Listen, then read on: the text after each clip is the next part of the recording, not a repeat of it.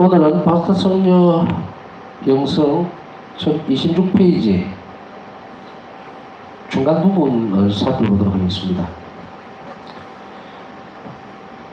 바스트 성녀 영성이라고 하면은 그 핵심은 바로 하나님의 속성이겠죠. 그 어떤 속성이냐? 하나님이 헤아릴 수 없는 그 자비가 바로 바스트 성녀 영성의 핵심입니다. 각 성인들은 당신의 영성들이 있다고 그랬잖아요. 그래서 앞에 쭉 역사를 살펴봤습니다. 영성의 역사를.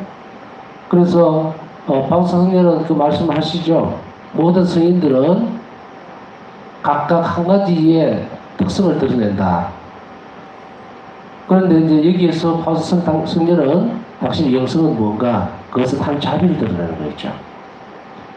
그래서 바스트 성녀 영성을 이렇게 골격이 있어요. 가장 중간, 가장 특성. 바스트 성녀이라면 하나님께 의탁하고 이웃에게 무한히 자비로운 그것으로 인해서 예수님과 결합된 인물이다, 성인이다. 이렇게 딱 규정이 되어있죠.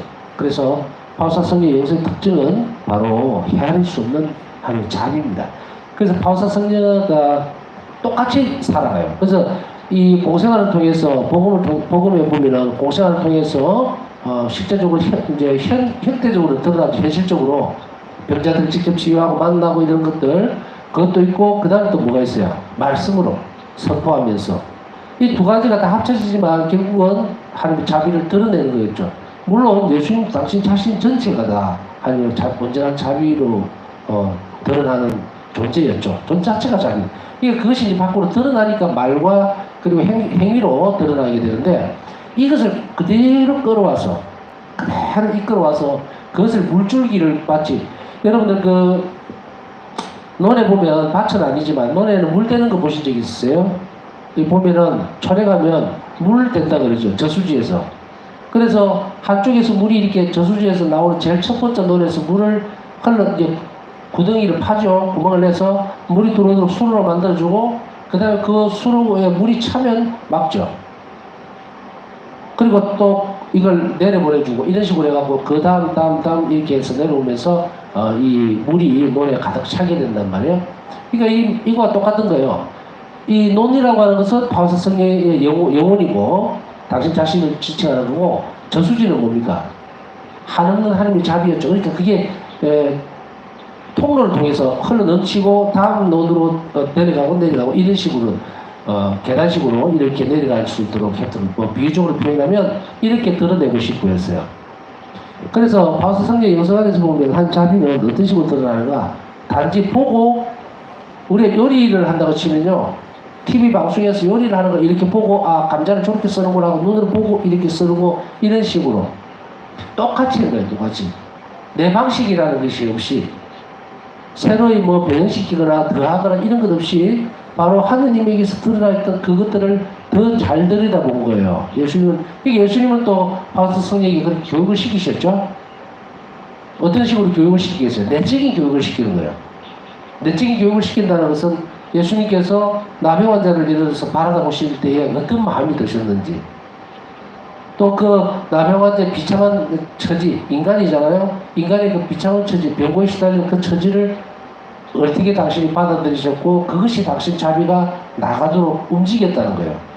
이런 것들을 잘 알아야 우리가 하나님의 자비를 청할 때에 그 자비를 입을 수가 있다는 거예요. 당신이 원하시는 것.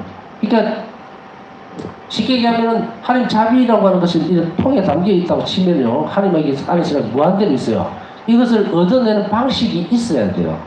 그것은 말 그대로 하느님이 원하시는 걸 그대로 드러내는 바구니를 갖고 와야 되죠. 이 바구니를 갖고 오는데 그걸 가져와야 줄 수가 있는데 그것에서 가장 먼저 되는 그릇이 뭐라 그랬습니까? 의탁의 그릇이라고 그랬잖아요. 자비상분.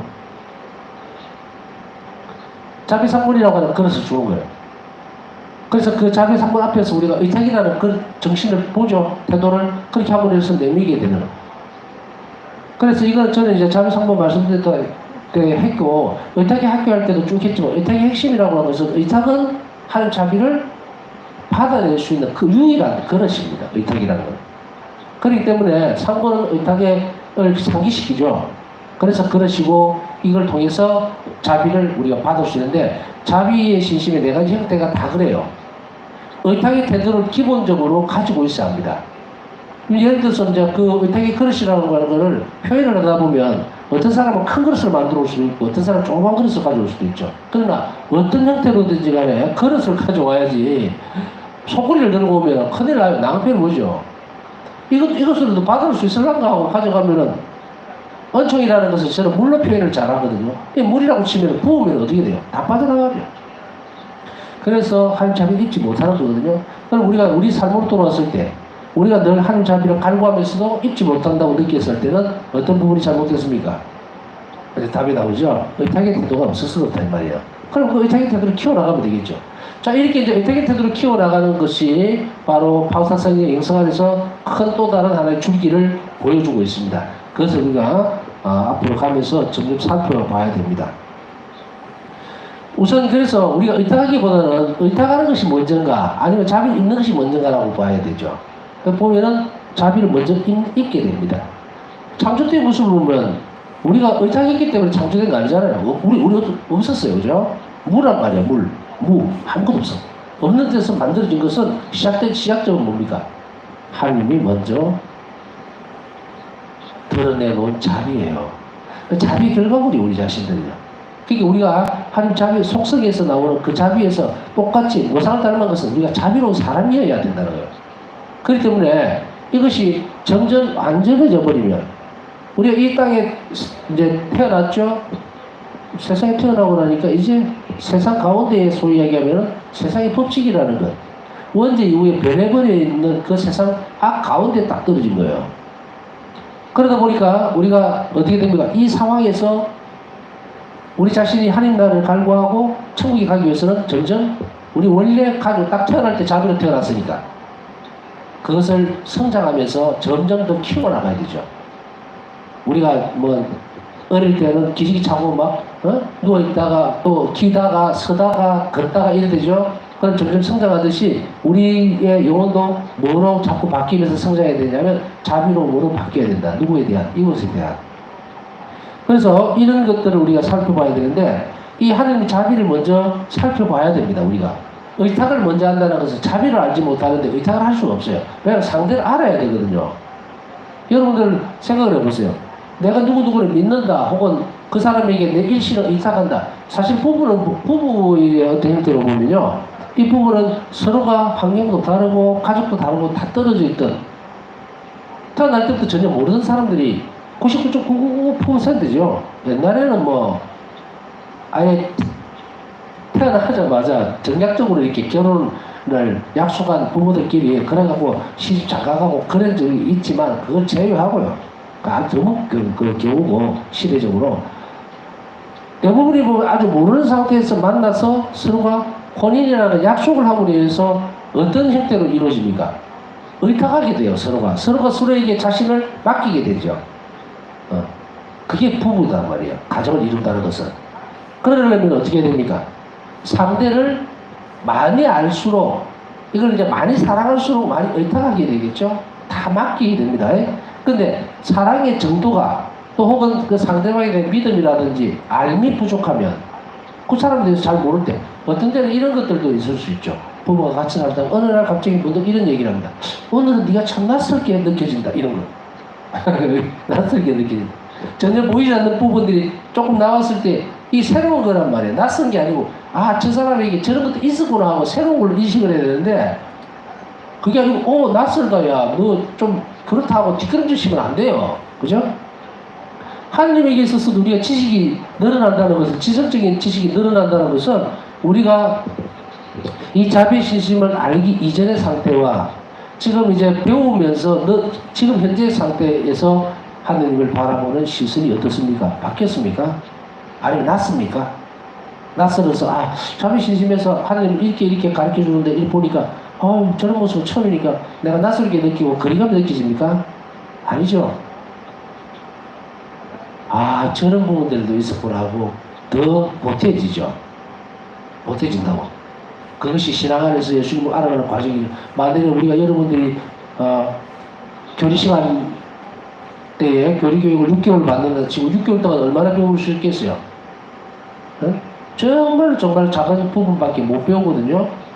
그런데 그거를 배우고 계속 살아오던 사람이 이 자비의 바다에 이 넓은 상태, 이 자비 신심에 대해서 딱 알게 된다고 해서 넌 너무 낯설어, 나 성당에 안 갈래, 이렇게 하는 사람은 없다는 얘기죠. 그것을 알게 될수록 어떻게 됩니까? 이런 면이 발견되면 하나님께 내가 더 가까이 가고 더 많은 것을 내놓아야지, 의탁해야지 하는 쪽으로 가야지, 낯설어서 나는 안 할래, 이런 사람들은 어떻게 됩니까? 떨어져 나가게 되겠죠. 제가 말씀드렸듯이 부부들도 부부에 관한 이야기들을 하지만 바로 둘이가 낯선 사람들이 만나서 서로를 알아가면서 더 많이 알수록 낯설어지는 것이 아니라 공유를 하게 되죠. 저런 부분들이 있었구나. 내가 수용하면서 좀 더 많은 부분을 포용해 줘야 되겠다. 이렇게 되어지면 지식의 폭이 넓어지면은 그만큼 어떻게 합니까? 안심을 하게 되겠죠. 저 사람은 내가 이런 부분들이 싫어서 그런 게 아니구나. 이렇게 알아가는 과정이라는 게 되게 중요하거든요. 그래서 하나님과 우리의 관계에 있어서도 하나님 자비를 더 많이 알수록 우리는 더 많이 의탁할 수 있게 됩니다. 그렇다면 어떻게 돼요? 먼저 시작이 자비를 먼저 살펴봐야 되겠죠. 그래서 바울사 성령은 이 하나님 자비의 속성인 이 무한한 하나님의 자비를 어떻게 살펴보고 있는가? 이 신비 안에서 바울사 성령은 하나님을 알아가야 돼요. 안다는 것. 지성적으로 알아내는 거죠. 그리고 두 번째는 일상생활에서 그 신비를 관상하는 것이 하나님 자비의 사도들이 걸어가는 길의 열쇠입니다. 그러니까 하나님 자비의 신비를 알아가고 그 다음에 일상생활 속에서 하나님 자비를 관상하는 것. 그것이 자비 사도들이 걸어가야 돼요. 하나님 자비 신비에 대해서 묵상하지 않는 사람은 자비 신심이 없는 것과 같아 이렇게 얘기했죠. 그러면은 우리가 이런 식으로 생각을 해볼 수 있어요. 여러분들 중에는 오랜 시간 동안 계속해서 자비 신심에 대해서 혹은 의탁의 학교다, 자비 학교다 많이 들은 사람이 있을 거예요. 많이 들어서 그러면 몇 번씩 이렇게 강조해서 주어지는 그런 강의 내용들이 계속해서 자신에게 주어졌을 때 지식적인 측면만 늘어났다. 그런데 이 사람이 예를 들어서 묵상할 줄은 모르면 어떻게 돼요? 이 사람에게는 자비 신심은 없는 겁니다. 신심은 없어요. 냉정하게 보이는 거 아닙니다. 묵상은 뭡니까? 기도의 한 방법이에요. 자비 신심에 있어서 제일 중요한 요소로 치는 것이 뭡니까? 기도입니다. 기도에 있어서는 우리가 더 이상 설명 안 해도 되겠죠. 관상기도다, 묵상기도다, 관상기도다, 영경기도다, 구속기도다 이렇게 막 뭔가를 자꾸 늘어놓으면서 기도란 이런 것이다를 얘기하기보다는 총체적으로 기도라고 하는 것, 그 안에서 가장 중요한 자리를 차지하는 것이 있다면 하나님 자비 신비에 대해서 묵상하는 거예요. 그러면 묵상이라는 말을 떠올리게 되면 사람들이 겁을 냅니다. 나 묵상을 할 줄 모르는데 어떻게 하지? 어떻게 하지? 이렇게. 그러면 그래서 그 부분들을 어떻게 가르쳐주면 앞에 전제되어 있는 게 뭐예요? 하나님에 대해서 알아가는 거예요. 지식적으로. 그러면은 강의를 통해서라든지 비전에 와서 그걸 알았으면 생각을 해야 돼요. 생각을. 배운 것에 대해서. 하나님이 사람을 이렇게 창조하셨다는데. 그러면 나는 누구지? 난 내 정체성을 분명히 알게 돼요. 이제, 나는 하나님이 그냥 창조하셨다 해서 그쳤다가, 이제는 하나님이 무한하게 나를 사랑하셔서 내가 존재하는구나. 그런데 이 부분에 있어서 왜 나는 행복하지 못할까? 이런 부분들이 묵상이에요. 연결되어지니까. 하나님은 나를 위해서 예수님은 십자가에서 돌아가셨다고 그러는데 그런 큰 희생과 사랑을 내가 입었으니까 자비를 입었죠. 자비를 입었는데도 왜 나는 예수님께 대한 열정적인 사랑이 부족하고 또 실천적으로 마음은 있는데 신앙생활에서 좀 더 이웃에게 자비로운 그런 모습들이 드러나지 않지? 이렇게. 그러면은, 기도를 해야 하나? 그럼 바울사 성령에게 찾아가는 거죠. 그래서 바울사 성령 9일 기도를 보니까 바울사 성령도, 당신이 실천하지 못했던 부분들은 은총을 얻어냈구나. 어떻게 얻어냈을까? 보니까 자비 성령께 기도하면서, 묵주기도도 바치고 하면서 이런 은총을 주십시오. 저는 하나님이 나를 사랑한다는 것을 머리로는 아는데, 몸이 따라가지를 못합니다.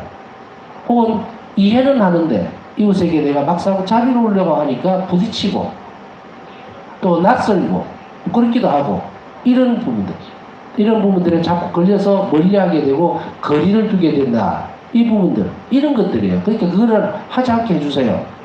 용감하게 그런 일들을 실행할 수 있게 해주세요. 내가 예수님을 사랑하는 만큼 다른 사람들을 그렇게 사랑할 수 있도록 해주세요. 이렇게 된 것이 기도잖아요. 그러니까 기도 가운데에서 이 기도의 결론이 이르게 되는 저 상대방에게 내가 어떻게 하면 더 잘할 수 있을까를 청하고 예수님과 대화를 하고 하는 이 모든 부분들은 뭡니까? 묵상과 연결이 되는 거죠. 자, 그렇게 본다면은 먼저 하나님을 알아가는 것이 우선적입니다. 그래서 여러분들에게 교육을 시키잖아요, 지금. 하나님은 이런 분이구나. 이렇게 자비로운 분이고, 하나님 자비는 이런 영역에서 나에게 이미 와 있구나. 그럼 나는 이것을 체험을 해야 되죠. 그것을 일상생활에서 찾아내야 된다. 그 부분에서 지난번에도 말씀드렸던 어떤 한 부분에 있어서 응용하는 부분들을 많이 가르쳐 드렸잖아요. 그래서 오늘 어떤 일이 있었을 때에, 아, 이건 단순하게 일어난 것이 아니고, 하나님께서 나를 돌보셨구나. 자비를 베풀어 주셔서 내가 이 처지에서 벗어나게 됐구나. 여러분들이 만약에 지금 판공수사 보잖아요. 그죠? 그럼 판공수사 보고 고해소에 가서 고해소사 보고 나올 때에 그 사람은 이렇게 생각하는 거죠. 아, 주님께서 이 비천한 이 죄인의 모습을 보고 불쌍하게 여기셔서 오늘 고해성사로 초대를 해서 나를 이렇게 나서어 주셨구나. 이런 것들.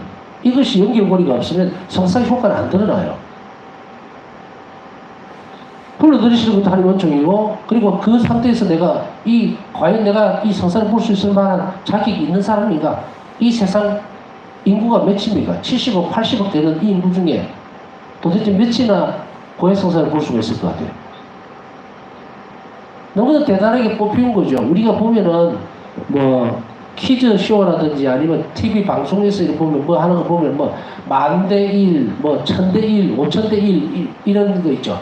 특히 이제 베트남이나 동남아 같은 데는 한국어 시험 칠 때 혹은 대학교에서 한국어 학과를 개설할 때만 보면 뭐 2,500대1, 500대1 이런 식으로 100명을 뽑는데 뭐 한 3만 명이 모인다든지 이런 식으로. 그 경쟁률을 생각하면 여러분이나 저나 어마어마한 경쟁률을 뚫고 성사를 보도록 초대받았다는 것을 생각을 하셔봤느냐 이 말이에요. 해봤느냐 이 말이죠. 이제 이런 것들을 연습을 하셔야 돼요.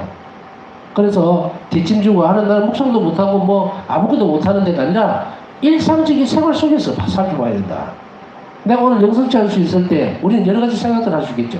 주님께서 나를 초대해 주셨고 내가 오늘 살아 숨쉬는 것도 허락해 주셨기 때문에 내가 일어난 거고 두 다리 멀쩡하게 갔다면은 정말 건강을 허락해 주셔서 내가 정말 제대 앞에까지 가서 영성치를 할 수 있었고 다른 분들 보세요. 병이 들어서 파우사 성녀는 그 일기에서 1937년도 이 부분에 가면 거의 막바지죠. 38년도까지. 그 와중에 보면 중병이 들어가지고 영성치 하러 갈 때 혼자서 못 가고 하는 그런 상황에 놓였을 때를 비교해 본다면 얼마나 행복하게 내 발로 오늘 가서 영성치를 하고 주님을 모시고 하나가 됐는가. 이거 그랬을 때 내가 주님을 과연 모실 수 있는 자격이 있을까? 그럼에도 불구하고 주님이 부르시니까 내가 성체를 영하는 최대한 깨끗하게 자신을 정리하고 이런 부분들 이런 것들을 지금 여러분들에게 톡톡 던져주는 거예요. 만약에 이런 것을 강의를 안 해주고 해석을 안 해주면 그냥 글자로 보는 거예요. 아, 자비 사도들이 걸어가는 길의 열쇠인데 뭐 어떻게 하라고 이렇게 되겠죠. 그 열쇠를 어떻게 열어야 될 것인가 여러분들이 이제 어떻게 실천할 것인가를 가르쳐 줬으니까 그걸 실제 생활 속에서 계속 연습을 하시라 이 말이에요. 오늘 그냥 지나가다가 꽃을 한 송이 제가 벚꽃이 참 폈거든요. 여기는 이제 이번 주 되면은 또 10,000개를 했다가 또 저거 되겠죠. 볼 때 저 같은 경우는 여기 이제 혼자 이렇게 벚꽃 길을 이렇게 가잖아요. 나무가 이렇게 쭉 있으니까 가면서 온통 이게 나를 위해서 만들어 놓은 거예요. 내밖에 없으니까. 이게 얼마나 엄청난 일입니까? 오늘 아까 그 얘기 좀 잠깐 했는데 장미꽃 백송이라는 걸 갖다 주면 이만큼 되죠? 그것만 받아도 뭐 너무 좋아갖고 이렇게 그렇게 한번 상상을 해보자 이 말이에요. 꽃다발 이만큼 받아도 너무 좋아가지고 막 기쁘고 이런데 세상에 저 큰 걸어서 한 20-30m 되는 그 꽃길을 나를 위해서 하나님이 마련해 주셨다는 거 엄청난 일이잖아요. 어마어마한 일. 상상도 못하는 일들을. 근데 우리는 어떻습니까? 그냥 길 지나가면서 요즘 벚꽃 참 많잖아요. 길거리 걸어가면서 운전하고 가면서 얼마나 많은 꽃도 그 나를 위해서 마련해 놓은 건데 왜 휙 지나갔다? 뭐 지나갈 수도 있어요. 그냥 그것을 연습을 하는 사람 해야 돼요. 그렇게 하고 해서 마치 보면은 원래 있던 자리에 있는 건데 뭐 이렇게 생각한다면 우리는 아무것도 묵상할 수 없어요. 출발 자체도 안 돼요. 일상생활에서 관상이라는 꿈도 꾸지 마라. 모든 작은 일들은 숨쉬는 것부터 개미가 한 마리 기어가는 개미가 발 하나 움직이면 이것도 하는 허락 없이는 안 된다라고 하는 정말 깊은 신뢰. 그것을 연습을 해야만 내 일상적인 삶에 접목이 되는 겁니다. 그래, 내일 무슨 일이 있든 그건 하나님께서 허락하지 않는다면 어떤 일도 벌어지지 않을 것이고 거기에서 좋은 일들을 반드시 나에게 주시고자 하는 것이 선하신 아버지에 대한 확신이어야 된다. 이것을 아까 얘기했듯이 자꾸 연습하셔야 돼요. 일상적인 삶에서. 그러나 우선적으로는 이제 이렇게 되죠. 밤에는 이렇게 공부를 하죠. 우리가 실질적으로 강의를 들으면서. 그러면 밤에는 하나님을 아는 작업을 하는 거고 낮에는 활동하면서 실천을 하는 거예요. 연결을 지어요. 그래서 작은 부분 하나하나를 계속 연결 지을 때 그때 그게 묵상이라고 하는 거예요. 묵상, 하나님과 관련된 건 없잖아요. 그러니까 어떤 주부가 예를 들어서 뭐 설거지를 하면서 하나님께서는 이런 부분들에서 어떤 살림을 어떻게 도와주셨을까? 뭐 예를 들어서 뭐 그런 것도 있고 또 음식을 준비하면서 내가 이렇게 하는 거는 정말 성모님께서 예수님을 대접할 때 어떤 마음으로 정성을 다해서 요셉 성인과 함께 이렇게 음식을 만드셨을까? 그런 생각하면서 나도 내 가족을 위해서 이렇게 해볼까? 이런 것들. 그 연결고리. 그래야 이 영혼이 큽니다. 보이지 않는 영혼은 양식이 따로 있어요. 영혼은 무슨 뭐 밥을 먹여준다든지 아니면 막 좋은 건강식을 먹는다고 해서 영혼이 성장하는 게 아니고요. 하나님과 관련되어 있는 것들을 할 때 영혼이 성장을 합니다. 이게 내적 생활이고 이게 믿음의 생활이에요. 그걸 해야만 이 부분이 영혼이 성장을 하는데 이 영혼을 성장시키는 가장 중요한 요소가 의탁이에요. 이 그리스도인의 특징입니다. 다른 사람들, 세상 사는 사람들은 의탁을 합니다. 의탁 안 해. 지 주먹을 믿고 주머니에 들고 돈을 믿지 절대로 안 해요. 그러나 그리스도인들은 할 수 있어요. 누구 때문에? 바로 하나님께서 우리에게 부어주신 성령 때문에 할 수가 있다. 그래서 이 의탁은 우리 이 그리스도인들의 가장 큰 특징이기도 합니다. 자, 자비사도리 걸어가는 이 길의 열쇠는 바로 그거라 했어요. 하나님 알고, 그 다음에 일상생활에서 관상하는 건데, 이 길은 하나님께 아이처럼 의탁하고, 이웃에게 자비를 실천하면서 그리스도인의 완등을 향해 나아가는 길이다. 이거 이제 축약시키면 이랬죠. 하나님께 무한히 의탁하고, 어린아이처럼 이웃에게 자비로워지는 것, 이거예요. 이 그리스도인. 이게 완등입니다. 바울사 성령은 마지막 지점에 어떻게 이르렀냐? 아이와 같이 의탁하는 삶으로 완결이 됩니다.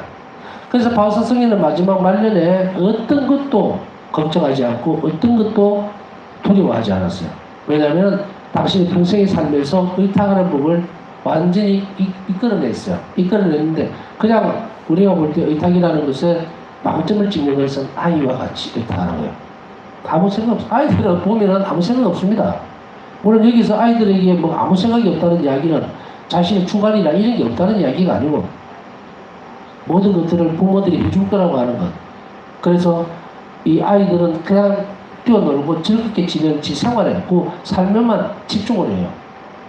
그래서 아이처럼 의탁한다는 이야기는 여러분들이 더 설명을 안 해도 아시겠죠. 어떻게 의탁하는 것이 아이처럼 의탁하는 것인지. 어른이 되면 생각이 굉장히 많아집니다. 우리의 기도를 하면서도 예수님 이렇게 해주세요라고 하면서도 나머지 걱정거리나 근심은 자기가 또 지고 있다. 그런 아이들은 이거 해줘라고 하면 그게 팍 꽂혀버리면 집중을 해버립니다. 그리고 해줄 거라고 분명히 믿어요. 자, 이렇게 아이처럼 의탁하는 것이 될 때까지 우리가 충실하게 걸어가는 길, 그것이 완덕으로 행해서 나아가는 길입니다.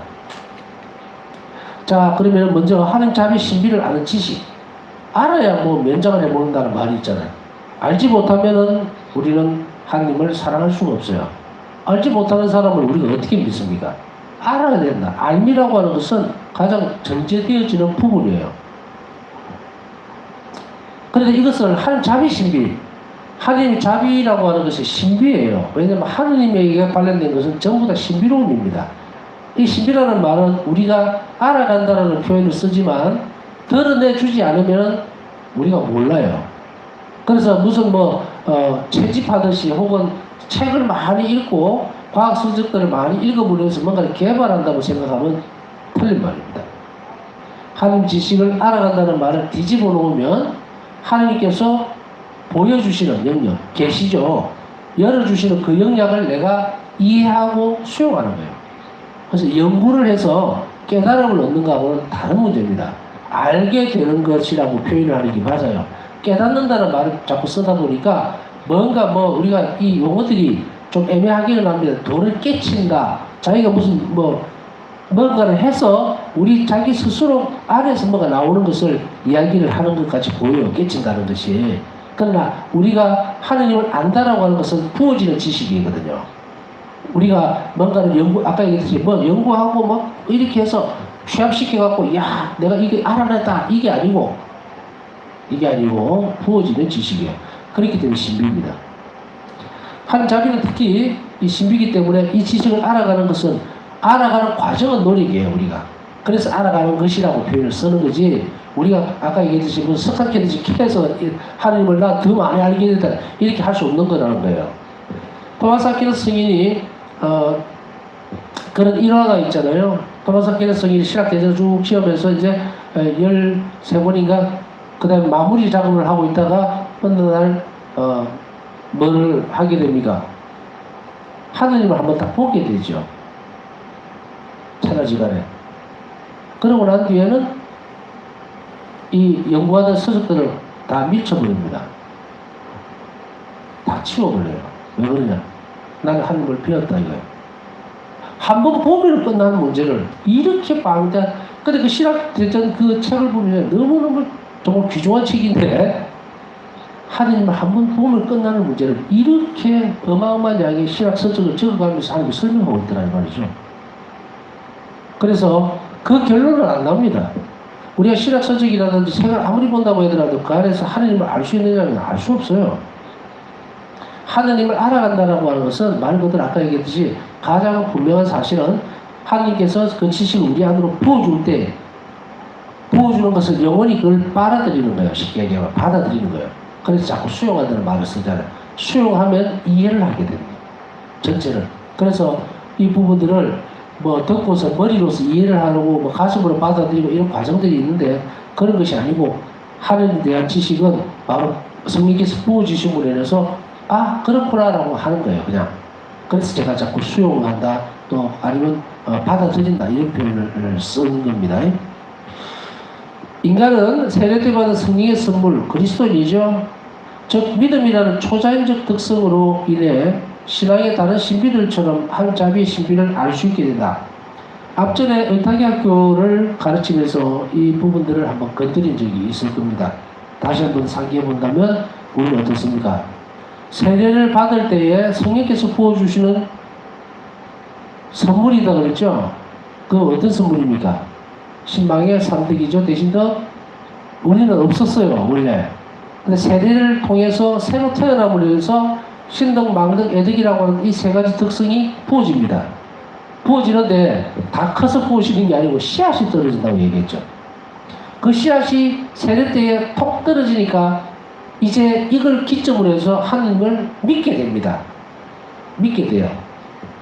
만일에 세례를 통해서 이 신망의 삶들 대신 더 하나님 향한 이 특성이 떨어지지 않으면 우리는 하나님을 사랑할 수도 없고 믿지도 못하고 희망도 가질 수가 없어요. 그래서 우리가 그리스도인과 비그리스도인은 여기에서 엄청난 차이가 나버립니다. 비그리스도인들에게 있어서는 이 신망의 삼덕이라는 성령의 선물이 없습니다. 다시 태어나야만 주어지는 거예요, 이게. 그래서 세례는 다시 태어났기 때문에 하나님의 창조, 새 창조죠. 그래서 세례를 통해서 새로 태어났기 때문에 이제 시작할 수가 있습니다. 그래서 신적 사랑을 할 수 있는 애덕도 주어집니다. 신덕, 망덕, 애덕 이것이 새롭게 주어진다는 이야기예요. 창조에 대해서 저는 설명을 하면서 한번 그 말씀드렸지만 하나님께서 원죄 이후에 신덕과 망덕은 남겨놓으셨지만 애덕은 어떻게 됩니까? 깨져버린 거예요. 그래서 하나님을 사랑할 수 없게 되어버렸어요. 원죄. 그게 그 문제입니다. 사랑이 박살되고. 그러나 인간의 피조물이기 때문에 하나님을 섬기고 그리고 하나님께로 가려고 하는 열망, 혹은 기대치, 이것은 신덕과 망덕이죠. 그것을 남겨놓았기 때문에 이스라엘 역사 안에서는 신덕과 망덕으로만 버티고 있는 거예요, 사실은. 그러나 주님께서 오시고 그 다음에 세례를 베풀기 시작하면서 애닉이 다시 주어진 거예요. 하나님을 사랑할 수 있도록 주어진 것. 이게 새 창조입니다. 신약과 구약은 여기서 갈라져요. 신약은 이제 진정 인간이 예수님을 모시고 섬기고 살 수 있게 되고 하나님을 사랑할 수 있게 되는 것, 초성적인 사랑을 할 수 있는 것, 이게 세례입니다. 자, 그래서 이것 때문에 신앙의 다른 신비들도 알 수 있게 된다는 말이에요. 한 신비를 알 수 있게 돼. 자격이 갖춰졌기 때문에. 얼마나 놀라운 겁니까? 그러니 그리스도인들은 하나님을 알게 된다. 나는 하나님을 믿는다. 주님께서 이런 분이라는 것을 나는 알게 되었다. 받아들였다. 수용한다. 이것은 엄청난 은총이에요. 전부 다가. 비그리스도인들에게 있어서는 이런 것들이 주어지지도 않을 뿐더러 물론 그들이 이런 신앙의 신비적인 부분들을 하나님을 사랑할 수 있고 하나님과 가까이 갈 수 있는 그런 자격을 얻으려면 세례를 받아야 됩니다. 이것 없이는 어떤 경우에도 주어지지를 않습니다. 그러니까 그들에게 있어서는 하나님의 자비를 믿지 않죠. 있는 것조차도 모르게 되고. 네, 남은 시간 묵상하면서 우리에게 이런 엄청난 길을 열어주신 하나님께 감사드리면서 남은 시간 묵상하고 또 필요한 은총을 청하면서 시간 하나님께 봉헌하도록 하겠습니다.